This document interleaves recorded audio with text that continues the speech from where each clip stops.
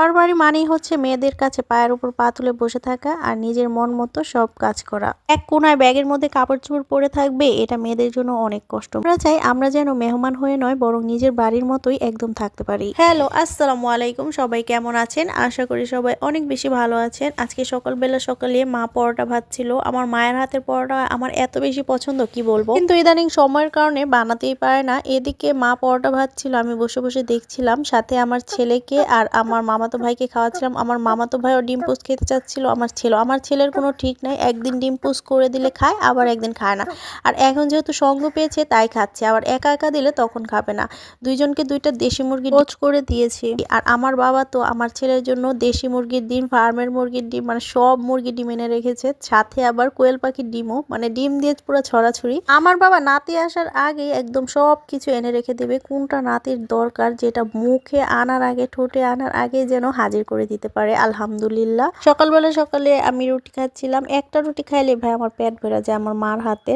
তো ডিম পোস্ট দিয়ে রুটি খাইছি আর হচ্ছে সাথে চা খাইছি। আমার বাবার বাড়িতে আসলে আমি যদি একটু দেরি করি পরে দেখা যায় আমার গোসল করতেই ইচ্ছে করে না, তাই কি করি 12টা সাড়ে 12টার মধ্যে আমি আর আমার ছেলে গোসল টোসল করে রেডি হয়ে যায়। আর আমার ছেলে তো এখানে আসলে এত বেশি খুশি হয়, সারাদিনই ওর নানার কাছে গিয়ে নানার দোকানে বসে থাকবে।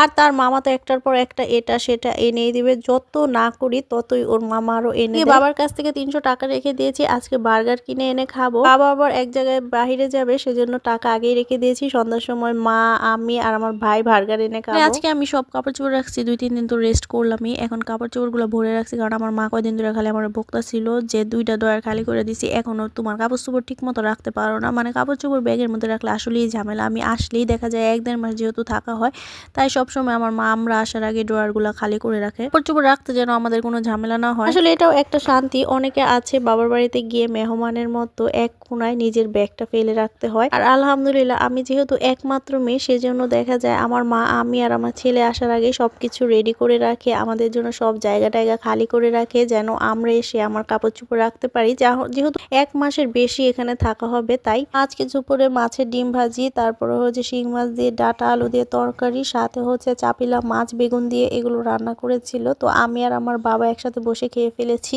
তো চাপিলা মাছ হচ্ছে করলা দিয়ে রান্না করেছিল, আর হচ্ছে ডাটার তরকারি, অনেক বেশি মজা লেগেছে।